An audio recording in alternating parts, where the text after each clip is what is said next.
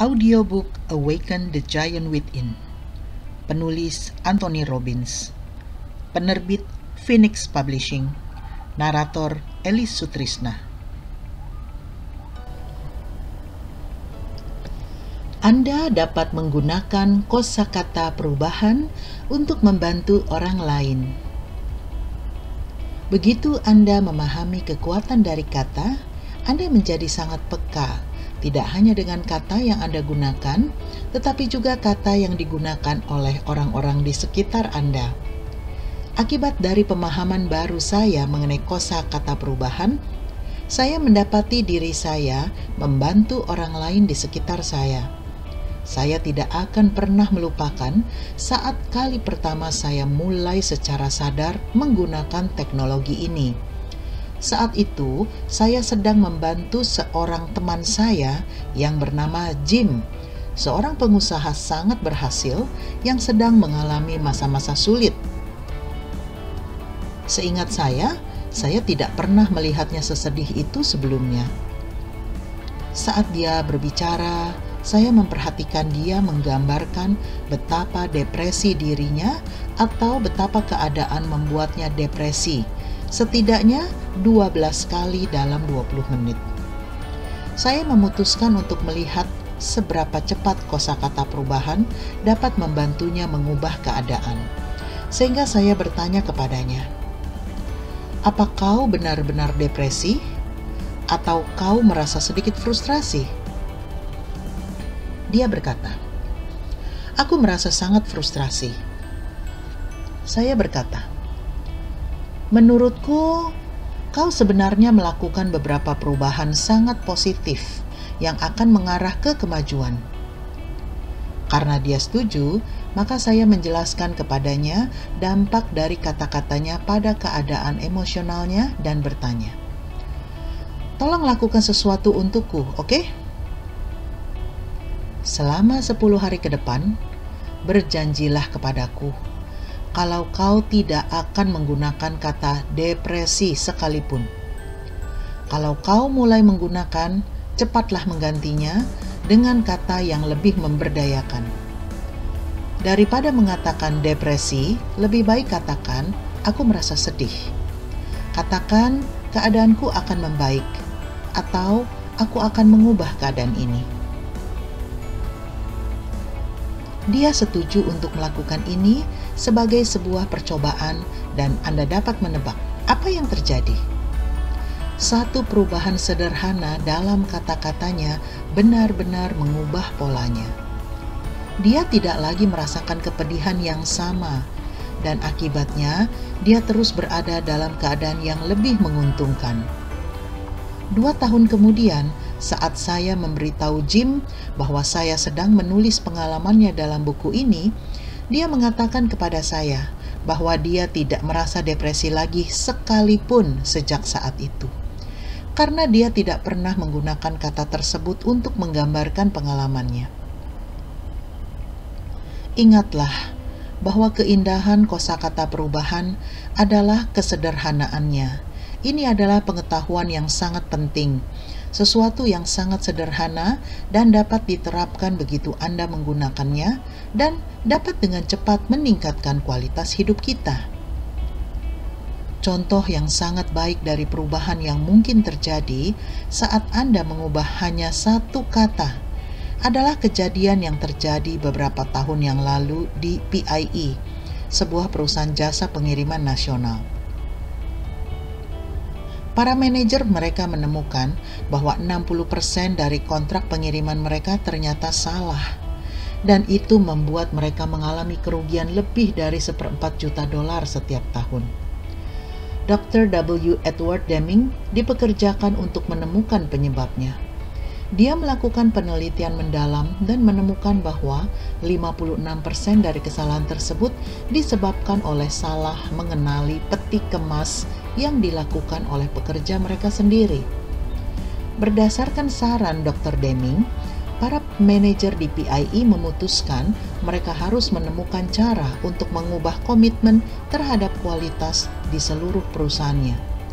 Dan cara terbaik adalah dengan mengubah cara para pekerja mereka memandang diri mereka sendiri.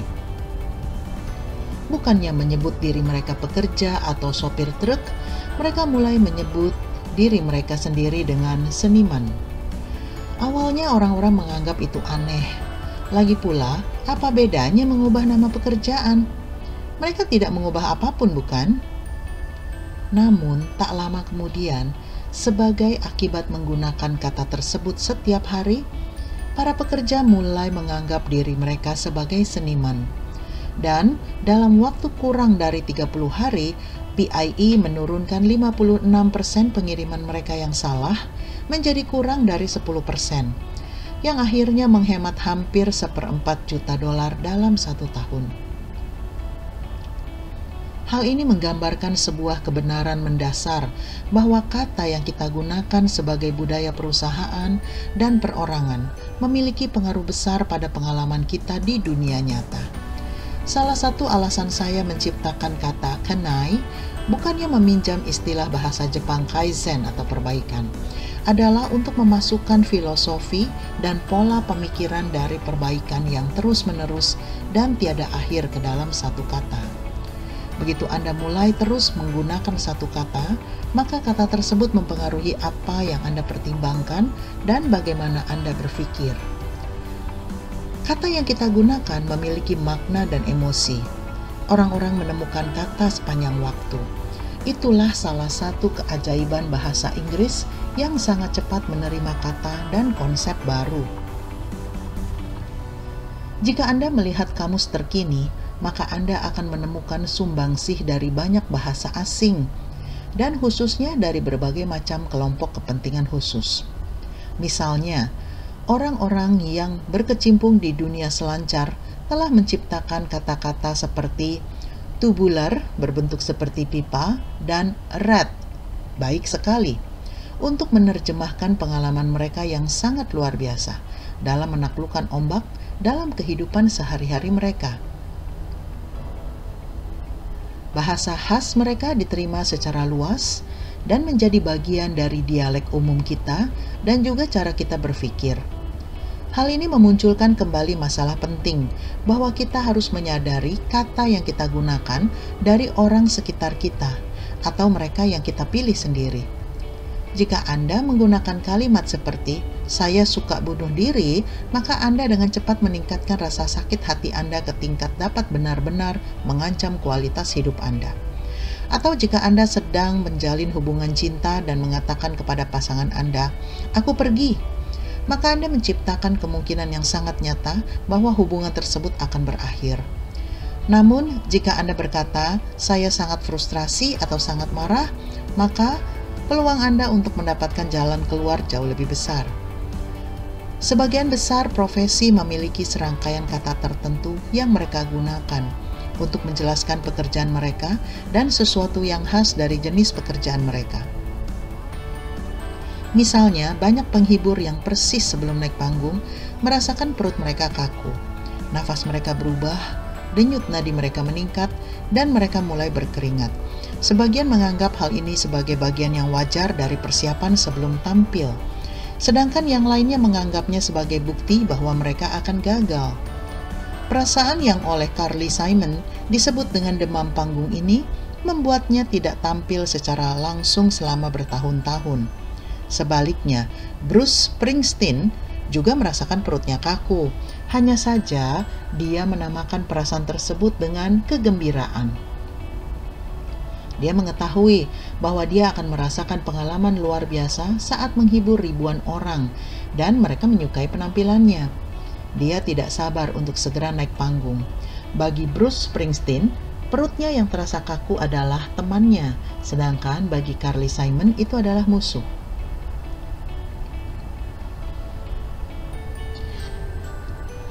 Dari sedikit marah menjadi sangat bersemangat. Bagaimana jadinya hidup Anda jika Anda dapat mengeluarkan semua emosi negatif yang pernah Anda rasakan dan menurunkan intensitasnya sehingga sama sekali tidak mempengaruhi Anda agar Anda selalu berkuasa? Bagaimana jadinya hidup Anda Jika Anda dapat mengeluarkan semua emosi paling positif dan meningkatkannya, sehingga hidup Anda menjadi lebih baik. Anda bisa melakukan keduanya dalam waktu sekejap. Berikut ini tugas pertama Anda. Sisihkanlah waktu sekarang. Dan tuliskan 3 kata yang saat ini Anda gunakan secara rutin untuk membuat diri Anda merasa sangat buruk. Misalnya, bosan, frustrasi, kecewa, marah, malu, sakit hati, sedih, dan sebagainya. Apapun kata yang Anda pilih, pastikan kata tersebut rutin Anda gunakan untuk melemahkan diri Anda. Untuk menemukan beberapa kata yang harus Anda ubah, tanyalah kepada diri Anda. Perasaan negatif apa yang sering saya rasakan? Selanjutnya, setelah mengetahui ketiga kata, terus maka bersenang-senanglah. Buatlah diri Anda dalam keadaan yang gila dan memalukan, dan carilah beberapa kata baru yang menurut Anda dapat Anda gunakan untuk menghilangkan pola Anda atau setidaknya menurunkan tingkat emosional Anda hingga ke tingkat tertentu. Saya akan memberi Anda petunjuk tentang bagaimana memilih beberapa kata yang akan benar-benar bekerja untuk Anda dalam jangka panjang. Ingatlah bahwa otak Anda sangat menyukai apapun yang mengeluarkan Anda dari kepedihan dan merasakan kesenangan. Sehingga, pilihlah satu kata yang akan ingin Anda gunakan untuk menggantikan kata lama yang membatasi. Salah satu alasan mengapa saya menggunakan kata pivot, kesal atau a bit annoyed, sedikit jengkel, bukannya angry atau marah, karena kata tersebut kedengarannya sangat menggelikan. Kata tersebut sangat mengganggu pola saya dan siapapun yang sedang mendengarkan saya, dan karena saya sangat menyukai menghilangkan pola, maka saya sangat senang dan gembira saat menggunakan kata-kata ini. Begitu Anda mendapatkan hasil seperti itu, saya jamin Anda juga akan ketagihan dengan prosesnya. Untuk membantu Anda memulainya, berikut ini beberapa contoh kata sederhana dan menggelikan yang dapat Anda gunakan untuk menurunkan tingkat emosional Anda dalam sekejap.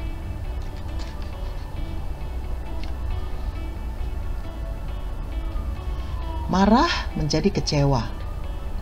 Takut menjadi tidak nyaman. Cemas menjadi sedikit khawatir. Bingung menjadi penasaran. Depresi menjadi tenang sebelum bertindak. Depresi menjadi tidak dapat mengendalikannya. Depresi menjadi akan berubah haluan. Hancur menjadi kemunduran. Marah menjadi gemerincing. Kecewa menjadi tidak mengesankan. Jijik menjadi terkejut. Ketakutan menjadi tantangan. Malu menjadi sadar. Malu menjadi mendorong. Kelelahan menjadi mengumpulkan tenaga. Kelelahan menjadi sedikit tidak bersemangat. Kegagalan menjadi tersandung. Kegagalan menjadi belajar. Kegagalan menjadi mendapatkan pendidikan. Ketakutan menjadi kekaguman. Ketakutan menjadi penasaran. Ketakutan menjadi bertanya. Frustrasi menjadi tertantang. Frustrasi menjadi kagum. Geram menjadi bergairah. Dipermalukan menjadi tidak nyaman. Dipermalukan menjadi terkejut. Sakit hati menjadi terganggu. Sakit hati menjadi terbentur. Saya membenci menjadi saya lebih memilih. Tidak sabar menjadi mengantisipasi. Gelisah menjadi mempertanyakan. Terhina menjadi salah paham. Terhina menjadi salah tafsir. Jengkel menjadi bergairah. Jengkel menjadi terganggu. Cemburu menjadi mencintai berlebihan. Malas menjadi menyimpan tenaga. Kesepian menjadi lajang. Kesepian menjadi sementara sendirian. Kehilangan menjadi mencari. Gugup menjadi bersemangat. Kelebihan beban menjadi memperluas jangkauan. Kewalahan menjadi tidak seimbang. Kewalahan menjadi sibuk. Kewalahan menjadi tertantang. Kewalahan menjadi banyak permintaan. Kewalahan menjadi banyak kesempatan. Kewalahan menjadi memaksimalkan.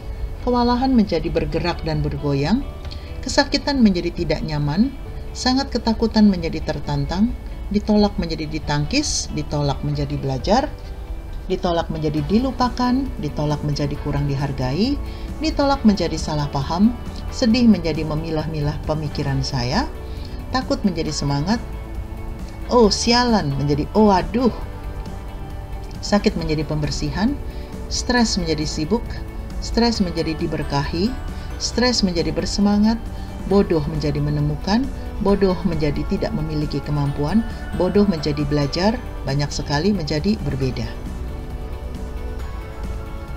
Sekarang saya yakin Anda dapat membuat daftar yang lebih baik dari ini sehingga mendapatkan 3 kata yang sering Anda gunakan untuk menciptakan perasaan negatif dalam hidup Anda. Dan kemudian tulislah daftar alternatif yang akan menghentikan pola Anda dengan membuat Anda tertawa karena sangat menggelikan atau setidaknya menurunkan tingkat emosi Anda.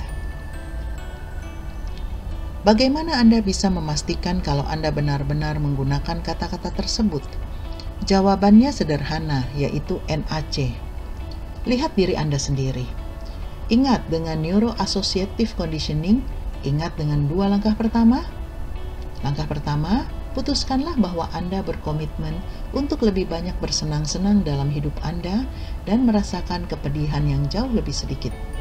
Sadarilah bahwa salah satu hal yang menghalangi Anda dari keduanya adalah karena Anda menggunakan bahasa yang meningkatkan emosi negatif. Langkah kedua, carilah daya ungkit untuk diri Anda sendiri, sehingga Anda akan menggunakan ketiga kata baru ini. Salah satu cara untuk melakukannya adalah dengan membayangkan betapa menggelikannya melihat diri Anda menjadi gila, padahal Anda memiliki pilihan untuk merasa senang. Mungkin cara yang bahkan lebih baik lagi untuk mendapatkan daya ungkit adalah dengan melakukan apa yang dulu saya lakukan, yaitu mendekati 3 orang teman dan memberitahu mereka kata-kata yang ingin Anda ubah. Misalnya, saya merasa sering sekali frustrasi dalam hidup saya, sehingga saya memutuskan untuk menjadi terpesona. Saya juga sering mengatakan saya harus melakukan ini, dan ini membuat saya stres, karena saya menginginkan sebuah pengingat untuk mengingatkan betapa beruntungnya diri saya, dan karena saya tersebut benar-benar mengubah pengalaman saya, maka saya mulai mengatakan, saya akan mengerjakan ini. Saya tidak harus melakukan apapun, dan bukannya merasa marah, saya ingin merasa jengkel, kesal, atau sedikit khawatir. Selama 10 hari berikutnya, jika saya mendapati diri saya menggunakan kata lama, maka saya akan segera menghentikan pola saya dan menggantinya dengan kata baru. Dengan memberi diri saya kesenangan karena telah berkomitmen dan berhasil, maka saya menciptakan sebuah pola baru. Namun, teman-teman saya selalu ada untuk membantu. Jika saya keluar jalur, mereka segera berkata kepada saya, "Tony, kau marah atau kau hanya kesal? Kau frustrasi atau terpesona?" Saya menjelaskan kepada mereka agar tidak menggunakan ini sebagai senjata, tetapi sebagai alat pendukung. Dalam waktu singkat, pola bahasa baru itu menjadi pendekatan tetap saya. Apakah ini berarti saya tidak akan pernah merasa marah? Tentu saja tidak. Terkadang amarah bisa menjadi sangat berguna. Kita hanya tidak menginginkan emosi paling negatif kita menjadi alat yang kali pertama kita gunakan. Kita ingin menambahkan pilihan kita. Kita ingin memiliki lebih banyak cetakan untuk menuangkan perasaan hidup kita, sehingga kita memiliki jumlah dan kualitas emosi yang lebih besar dalam hidup kita. Jika Anda benar-benar ingin melakukan perubahan ini, temuilah 3 teman Anda dan jelaskan kepada mereka apa yang sedang Anda lakukan, kata apa yang Anda inginkan, serta mintalah mereka untuk bertanya kepada Anda dengan hormat, kau kata lama atau kata baru. Berkomitmenlah untuk menghentikan pola Anda sendiri, jika memungkinkan. Berilah diri Anda kesenangan dengan cepat setiap kali Anda menggunakan alternatif baru, dan Anda akan menciptakan sebuah pilihan baru untuk hidup Anda. Tentu saja, menggunakan kosakata perubahan tidak hanya terbatas untuk menurunkan tingkat emosi negatif, tetapi juga memberi kita kesempatan untuk meningkatkan emosi positif kita. Saat seseorang bertanya bagaimana keadaan Anda, daripada berkata baik atau lumayan, buatlah mereka terkejut dengan berkata, "Saya merasa spektakuler." Sesederhana kedengarannya, ini menciptakan sebuah pola baru dalam syaraf Anda, sebuah jalan syaraf baru menuju kesenangan. Jika sekarang, tulislah 3 kata yang Anda gunakan untuk menjelaskan bagaimana perasaan Anda dan bagaimana keadaan Anda setiap hari yang hanya baik menurut pandangan ketiga kata tersebut. Aku merasa baik, aku baik-baik saja, keadaan baik-baik saja.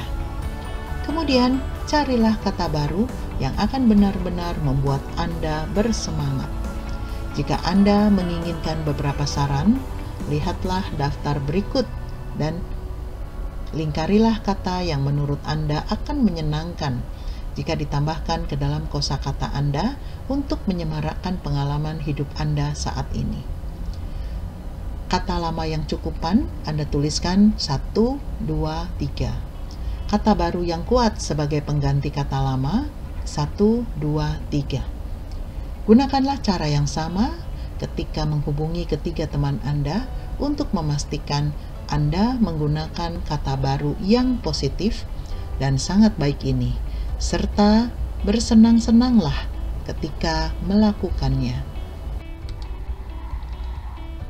Demikian akhir dari audiobook Awaken the Giant Within, penulis Anthony Robbins, penerbit Phoenix Publishing, narator Elis Sutrisna. Silakan like dan komen di audiobook ini.